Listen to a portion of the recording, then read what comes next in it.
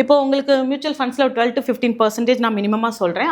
அது வந்து கன்சிஸ்டண்ட்டாக இருக்கிறதுக்கு போகலாம் நீங்கள். அதே ரியல் எஸ்டேட்டில் பார்த்தீங்கன்னா 9-10% உங்களுக்கு கொடுக்குது. ஸோ அதே மாதிரி நீங்கள் கோல்டு எடுத்துக்கிட்டீங்க அப்படின்னா அதுவுமே வந்து ஒரு 10% சிஏஜை தான் கொடுக்குது. ஸோ ரிட்டர்ன்ஸ் ஹை பார்த்தீங்கன்னா மியூச்சுவல் ஃபண்ட்ஸ்லாம் இருக்குது. இப்போ நீங்கள் ஷார்ட் டேர்ம் கோல் ஒன்று வச்சிருக்கீங்க அப்படின்னா ஒரு 1 to 12 monthsக்குள்ள ஒரு ஷார்ட் டேர்ம் கோல் இருக்குது அப்படின்னா நான் சொன்ன மாதிரி என்ன ஃபண்ட்ஸ்லாம் நீங்கள் யூட்டிலைஸ் பண்ணிக்கலாம் அப்படின்னா ஒரு லிக்விட் ஃபண்ட்ஸில் போட்டுக்கலாம். ஒரு ஷார்ட் டேர்ம் கோலில் இருக்கிற இன்னும் சில ஃபண்ட்ஸ் எல்லாம் இருக்குது, அந்த ஃபண்ட்ஸில் நீங்கள் வந்து இன்வெஸ்ட் பண்ணிக்கலாம். அதே மாதிரி மீடியம் பார்த்தீங்க அப்படின்னா ஒரு 1 to 5 yearsக்கு எனக்கு வேணும் அப்படின்னு நீங்கள் இன்வெஸ்ட் பண்ணணும்னு நினைக்கிறீங்க அப்படின்னா ஒரு டெப்ட் ஃபண்ட்ஸில் போகலாம். இல்லை அப்படின்னா பேஃப் அப்படின்னா பேலன்ஸ் அட்வான்டேஜ் ஃபண்ட் அப்படின்னு ஒன்று இருக்குது.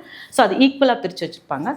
அதில் நீங்கள் வந்து இன்வெஸ்ட் பண்ணலாம் ஒரு லாங் டேர்முக்கு நீங்கள் போகிறீங்க அப்படின்னா. அதே இது எனக்கு வந்து டேக்ஸ் சேவர் ஃபண்ட் வேணும், டேக்ஸ் சேவ் பண்ணுறதுக்காண்டி நீங்கள் ஃபண்ட்ஸ் இன்வெஸ்ட் பண்ணுவீங்க இல்லையா மியூச்சுவல் ஃபண்ட்ஸில், அது பார்த்தீங்க அப்படின்னா இஎல்எஸ்எஸ் ஃபண்ட் அப்படின்னு ஒன்று இருக்குது. So equity link saving scheme அப்படின்ற ஒரு ஃபண்ட், இல்லைனா என்பிஎஸ், பிபிஎஃப், இஎல்எஸ்எஸ் ஃபண்டில் இன்வெஸ்ட் பண்ணலாம். அது வந்து 3 years லாக்இன் பீரியட் இருக்கும். அதுக்கு உங்களுக்கு வந்து ரிட்டர்ன்ஸ் பார்த்தீங்கன்னா 12-15% ரிட்டர்ன்ஸ் உங்களுக்கு வந்து கொடுக்கும். இல்லை அப்படின்னா அடுத்து என்பிஎஸ்ல நீங்கள் போகலாம், ஆர் பிபிஎஃப்ல நீங்கள் வந்து இன்வெஸ்ட் பண்ணலாம். இந்த மாதிரி உங்களோட இன்வெஸ்ட்மெண்ட்டை நீங்கள் பிரித்து எது பெஸ்ட் அப்படின்னு பண்ணி வச்சுக்கிறது தான் இந்த வருஷத்துக்கான சின்ன ஹிண்ட்டாக வந்து நான் சொல்கிறேன். இதில் நீங்கள் வந்து எது பெஸ்ட் இன்வெஸ்ட்மெண்ட்டாக இருக்கும் அப்படின்றத கீழே கமெண்ட் பண்ணுங்கள், நம்ம டிஸ்கஸ் பண்ணலாம். தேங்க்யூ.